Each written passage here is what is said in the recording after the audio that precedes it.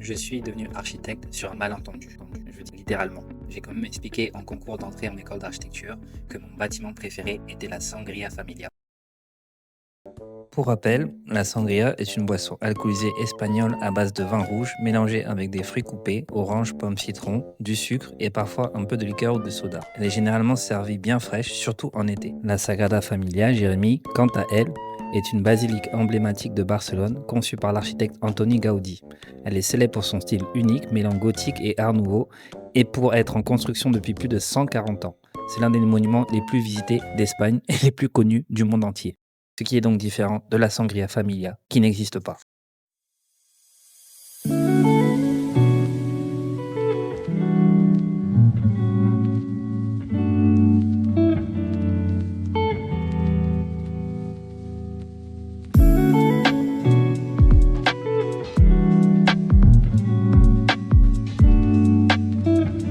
Bienvenue sur Archibarlou, je suis Jérémy Barla, architecte depuis 15 ans. Ça fait 10 ans que je travaille et que j'exerce à Douala. Sur cette chaîne Archibarlou, je te donne des tips, je te donne des conseils, surtout pour toi qui veux construire, investir au Cameroun et qui ne sait pas par où commencer. Alors suis bien, reste jusqu'à la fin de la vidéo. Si tu es jeune étudiant, si tu es jeune architecte, si tu te poses des questions pour savoir si tu vas faire de l'architecture ou pas, reste bien connecté parce que tu vas voir que finalement tout est possible. Alors je vais commencer avec le déclic. Qu'est-ce qui m'a emmené dans cet entretien? Voilà, je vais un peu vous contextualiser les choses.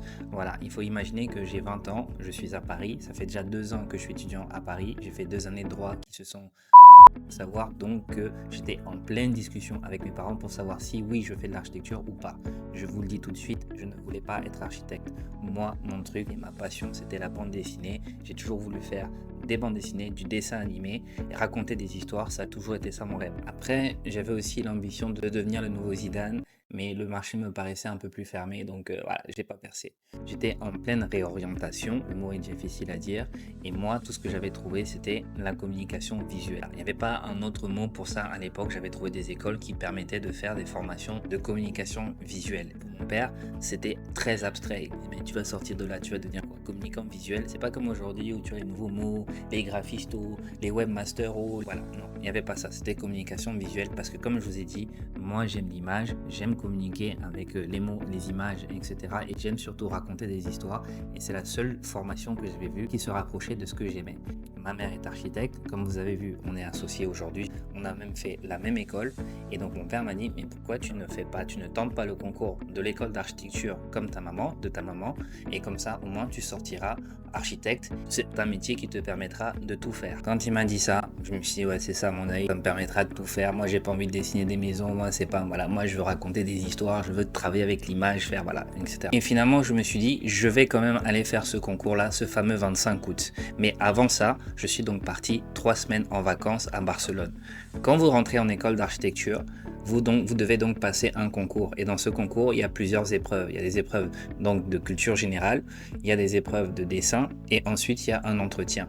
Et quand vous allez passer cet entretien, vous devez vous préparer et venir avec vos travaux, avec un book. Si vous faites de la photo, si vous faites de la peinture, vous pouvez faire de la poterie, vous pouvez faire de la sculpture, vous pouvez faire des films, vous pouvez faire ce que vous voulez.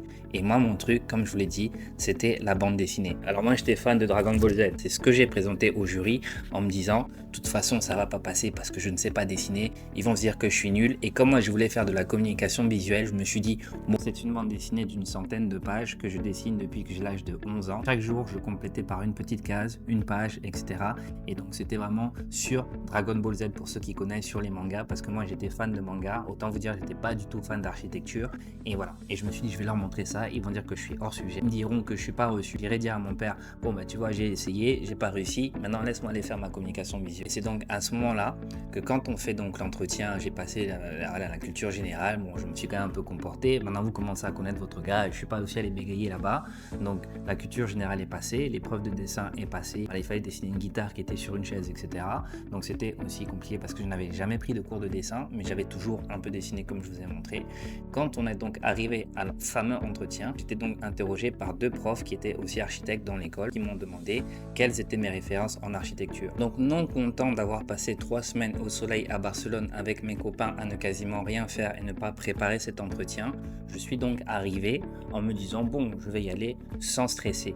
Et effectivement, les seules références que j'avais en architecture, c'était donc ma mère que j'ai citée, c'était mon grand-père, c'était mon tonton, c'était ma tata, et voilà, mais qui n'étaient pas effectivement des architectes mondialement connus, même si ma mère c'est quand même la plus forte. Du coup, revenant de Barcelone, c'est là que j'ai découvert donc ce fameux bâtiment qui est mondialement connu et qui est une référence pour les architectes, la Sagrada Familia. Sauf que moi, j'étais un peu villageois, j'arrive à Barcelone, je vois c'est la fête et je découvre donc cette fameuse boisson que j'ai découvert à l'heure de l'apéro comme tout jeune de 20 ans qui arrive, la sangria. Attention à l'abus d'alcool, tout ça, moi je veux pas que YouTube vienne censurer ma vidéo. Et quand il m'a demandé quelle est ta référence architecturale, quel est ton bâtiment préféré, j'ai donc dit mon bâtiment préféré est la Sangria Familia. Il faut savoir que mon école, c'est l'école spéciale d'architecture. Le prof qui m'a donc interrogé ce jour-là est un prof qui est très connu par tous les gens qui sont DESA, donc à Paris. Et donc ce prof-là qui est très fin, qui est très subtil, qui a beaucoup d'esprit et qui ne va pas hésiter à venir te titiller, a cru que je faisais de l'esprit. Moi j'étais vraiment premier degré. Moi je suis allé, j'ai vu le soleil, j'ai vu que les gens s'asseyaient en route, qui buvaient la sangria. On me dit voilà, quel est ton bâtiment préféré? Moi j'ai inversé, j'ai paniqué et j'ai dit la Sangria Familia. Et qu'est-ce qui a basculé? C'est que j'ai vu dans son œil qu'il pensait que je rigolais, il pensait que je faisais de l'esprit. Et c'est à ce moment-là que je me suis dit mais attends, moi je suis là, je fais à peu près tout pour me saboter parce que moi je veux faire de la communication visuelle. On a suivi que je veux faire la communication visuelle. Vos histoires d'architecture là, c'est pas mon délire. Et j'ai vu qu'il s'est dit mais attends, le petit là, il me dit que depuis l'âge de 11 ans, il dessine tous les jours, il sait raconter une histoire, il sait monter un projet. Et effectivement, je vous montre mes dessins, pardon, ne vous moquez pas de mes dessins. J'étais élève, tout ça, etc. Donc, et j'étais fan de Dragon Ball Z. Et en fait, on a donc vu l'évolution de mes dessins au fil des années. Et j'ai vraiment fini à 18 ans quand j'ai eu mon bac, à 17 ans passé quand j'ai eu mon bac. Et c'est là qu'il s'est dit, attends, ce petit est quand même capable d'avoir un processus, de mener un projet, d'avoir la patience sans s'inquiéter de la qualité du dessin. Et en plus, il a de la personnalité. Bon, j'étais juste un peu villageois, c'est tout. Donc, ça, il l'a pas su. Mais en fait, c'est ça la vraie histoire. Et donc, à partir de ce moment-là, j'ai compris que j'avais attiré leur attention. C'est aussi ce qui a été un déclic pour moi, où je me suis totalement décomplexé et que je me suis dit, attends, voici donc un endroit, voici une discipline où je peux être qui je peux être et que je peux m'exprimer. Et c'était donc ça qui était le plus important pour moi, c'était être capable de pouvoir raconter des histoires avec ma personnalité à travers mon art qui, à l'époque, était la bande dessinée. Donc, quand j'ai vu, effectivement, qu'ils ne se sont pas formalisés ou quoi que ce soit et qu'ils ont même plutôt apprécié, je me suis dit, mais attends, peut-être qu'il y a des choses à faire dans ce métier-là. J'ai finalement été pris. On était une centaine à passer le concours, ils en ont sélectionné 20. Quand ils ont cité le 20e, ils m'ont dit bon, j'ai pas entendu mon nom dans le 20e et ils ont dit finalement, comme c'était un peu serré, on en prend 10 supplémentaires. Numéro 21, Jérémy Barla. C'est comme ça que mon nom est sorti et c'est comme ça que je suis donc rentré en école d'architecture. Le parcours étudiant a été une vraie aventure. On m'a juste permis de m'exprimer, qui m'a donné cette flamme où dès qu'on est rentré en école d'architecture, notre premier prof nous a dit l'architecture c'est un peu de talent, c'est beaucoup de travail et c'est énormément de courage. Dès qu'il a dit ça, j'ai dit bon, vos histoires de talent là, qui sont là, qui nourrissent l'ego, tout ça, etc. Maintenant, vous savez un peu ce que je pense de l'ego en architecture. Voilà, votre histoire de talent, on va d'abord mettre ça de côté, on va le nourrir, mais on ne va pas faire comme si c'était une fin en soi. Il faut juste travailler, il faut s'exprimer, il faut essayer, il faut expérimenter. Lors de mon premier atelier d'architecture, mon premier prof m'a dit bon, toi c'est quoi que tu aimes? Parce qu'il nous a dit bon, faites la maison de vos rêves. Je lui dis bon, moi j'aime les mangas et j'aime le foot. On fait comment? Il m'a dit bon, je veux voir ça dans ton projet.